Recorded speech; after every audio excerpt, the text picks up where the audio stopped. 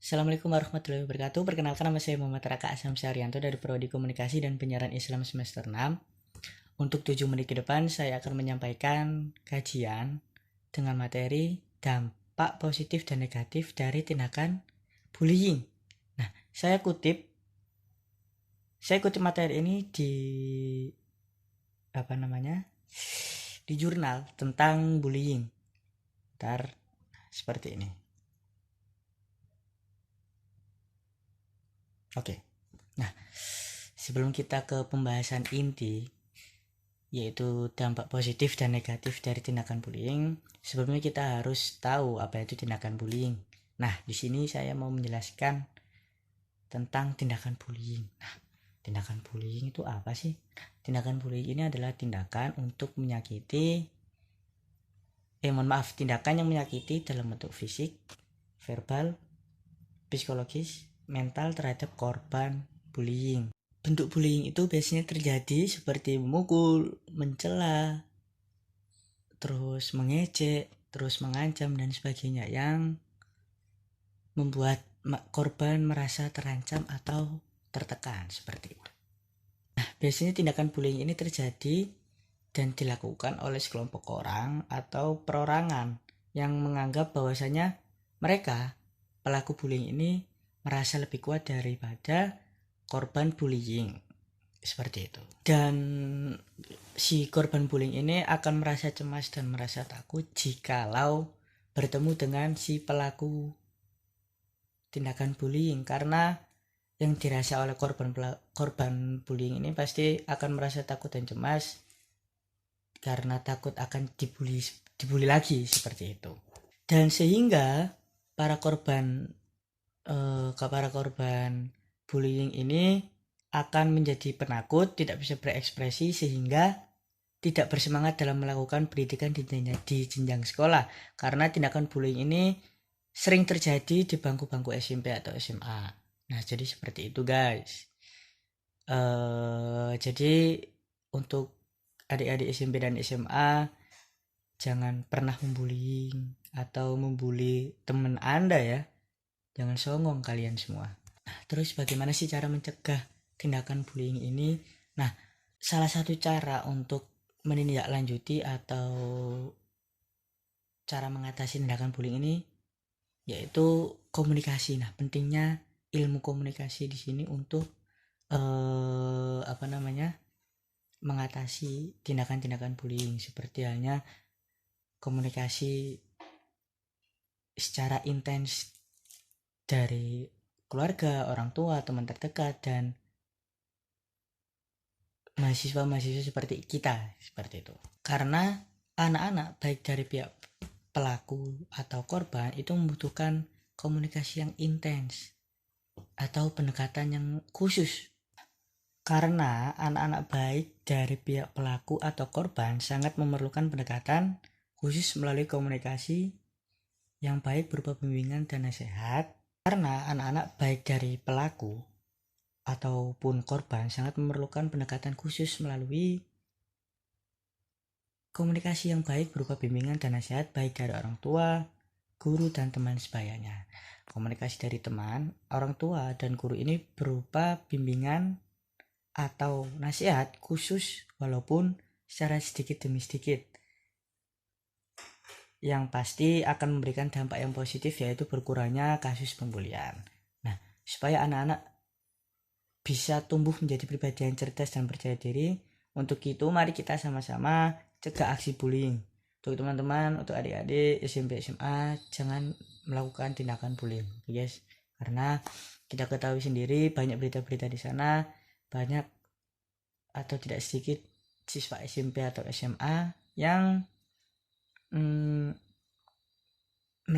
memilih untuk mengakhiri hidupnya karena semasa di bangku sekolahnya selalu menjadi bahan bullying. Nah, untuk itu jangan melakukan bullying. Untuk pembahasan selanjutnya itu pembahasan inti dari materi ini, yaitu dampak positif dan dampak negatif dari tindakan bullying. Nah, kita bahas pertama yaitu dampak positif nih. Nah, kok bisa sih tindakan bullying kan tindakan jelek? Kok bisa ada dampak positifnya? Nah, menurut saya, kenapa tindakan bullying ini memiliki dampak positif? Nah, dampak positif ini bisa timbul dari masing-masing korban bullying. Loh, kok gitu? Jadi nggak semuanya ya guys, dampak atau tindakan bullying ini memiliki dampak positif. Tergantung dengan korban pelakunya, korban bullying. Bagaimana korban bullying ini bisa menerima atau menyaring atau mensaring bullying atau hinaan-hinaan yang dilontarkan kepada sang korban.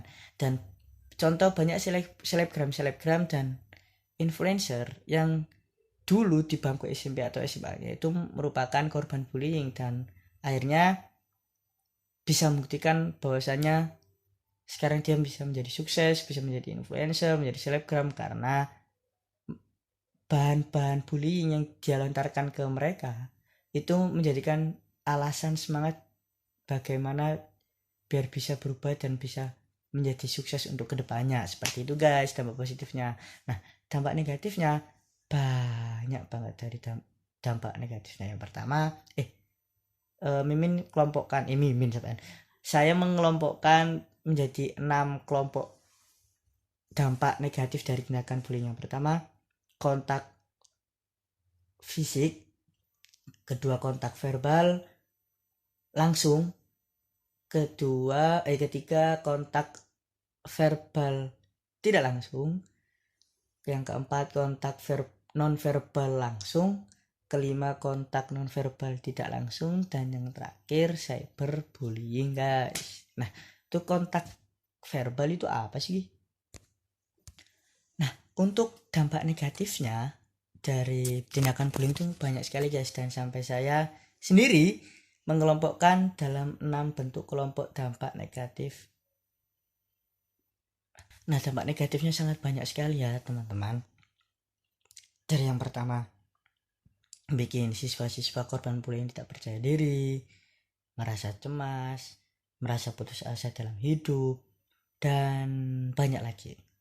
Nah, di sini ada lupa pembahasan yang belum saya bahas, yaitu saya mengelompokkan dalam 6 kelompok tindakan bullying guys yang perlu kalian ketahui. Yang pertama, kontak fisik secara langsung, kontak verbal secara langsung, kontak non verbal secara tidak langsung, kontak non verbal secara langsung, kontak non verbal secara tidak langsung, cyberbullying dan pelecehan seksual. Nah, kontak fisik ini seperti apa? Seperti memukul, menendang, menonjok, nah seperti itu. Nah, untuk kontak verbal langsung itu seperti kita mengejek, terus seperti kita mengidu, nah seperti itu guys.